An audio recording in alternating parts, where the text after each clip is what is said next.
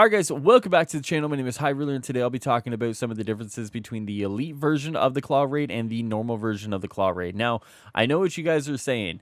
Highruler, how are these guys playing the elite version of the claw raid? And as much as I would love to tell you guys, it's just not right for me to kind of broadcast how they're doing it.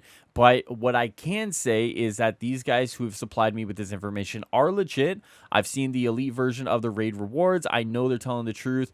And with that being said, I'm going to cover everything that they told me about the differences, some big and some small, about the raid and the rewards. Now, with that being said, guys, if you don't want any spoilers, it would be best to kind of just, stop the video right here and kind of walk away, because from here on out, we're going to be talking about some of these spoilers for the elite version of the raid. Now, for the first one, guys, we're going to be talking about the spider boss. Now, if you guys remember, for anyone who's done the raid, you go into that first circular room, you got to defeat the spider boss by damaging it, killing the ads, damaging it. Now, what it seems like they've done is they've taken the Pyroadaptoid's overshield and they've slapped it on the spider robot, and basically now you got to, take down the overshield, then you got to damage the spider boss, and then it goes away, comes back, right? One of the things that it can now do is throw fireballs at you when it has the overshield, right? So you got to be very careful with that. Now, it wasn't described to be how frequently the fireballs are thrown out or how much damage they do. It just seems like they've taken a small mechanic from a different enemy and just slapped it onto this one. Once again, this boss fight isn't really crazy. This mini boss fight isn't really anything worthwhile to kind of go, ooh, right? So for me, slapping an overshield and a fireball ability on it isn't really going to make me go, ooh, either, but it's going to be like, okay, this now has something extra annoying on it. It's going to take just a little bit longer, but I mean, at the end of the day, it's not a huge change for this boss fight whatsoever. Now, the next part of the raid that has been changed is the forge. Now, one of the things that has been described to me about the forge is that its time gets cut in half from 10 minutes to 5 minutes. Now, this is a huge change. I know a lot of groups can struggle with this one when it comes to team composition and coordination, and it really does seem like you got to be on top of your game in order to get this done within 5 minutes. So what does that mean for your team compositions, for example, right? That means flyers are king. Thor and Iron Man are now like at the top of the list if they weren't already, which they probably were, right? Because one, Thor can God blast the corrupted vibranium and take it out, and Iron Man's lasers can cut right through it and damage both sides of it from the one side, right?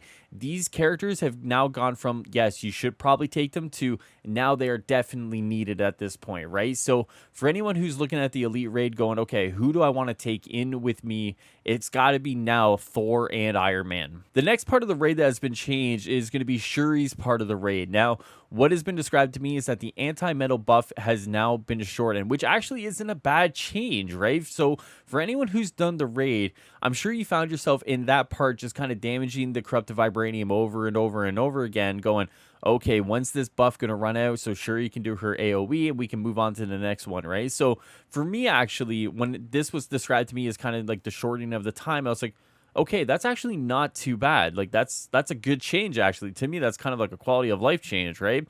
Now, it wasn't described to me by how much it was reduced or shortened, but honestly, guys, with that being said, I can't imagine it's going to be anything where it's going to stress you out or make you kind of go, oh my God, we don't have that much time, right? It's probably going to be by a little bit here. And I think one of the things that's going to be most important when it comes to the timer being shortened is that instead of the one person kind of going and getting the buff and flying back to the original door, a lot of the communication will have to be like, which door are you closest to? And then someone will have to go and open that door in anticipation of that person with the buff, right? So I think what it's going to do is kind of make you coordinate more with your team, but not to the point where it should stress you out to the point where you're freaking out about getting the corrupted vibranium done, right? So I think this is a good change. I think this is a decent change when it comes to like a quality of life perspective almost. So yeah, this change to me in the Shuri timer is not a big deal whatsoever. All right, guys, now the final change of the raid is that basically when it comes to the claw boss fight, he now clones himself through the phases. Now, you start with one claw, and then you go to two claws, and then you go to three claws, right?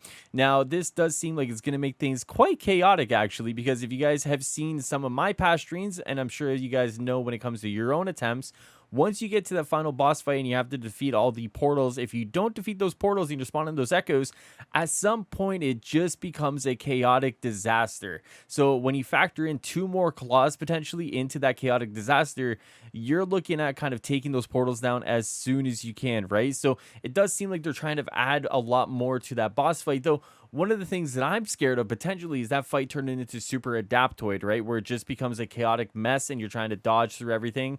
Though I am hopeful based on what these guys have been saying to me tonight is that it actually is still kind of fun, right? They were saying that throughout the raid they were dying a lot, but it doesn't seem like the raid has lost any of its allure because of what they've done, right? It does seem like the raid is sped up, right? So for example, just really quick in that first puzzle room, it does seem like KLAUE is blasting a lot faster, and it does seem like those enemies are hitting a lot harder, right?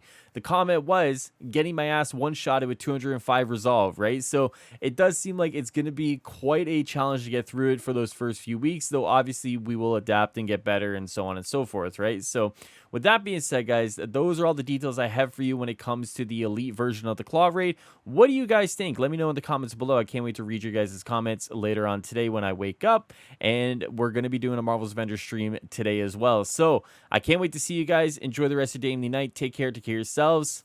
Later, guys.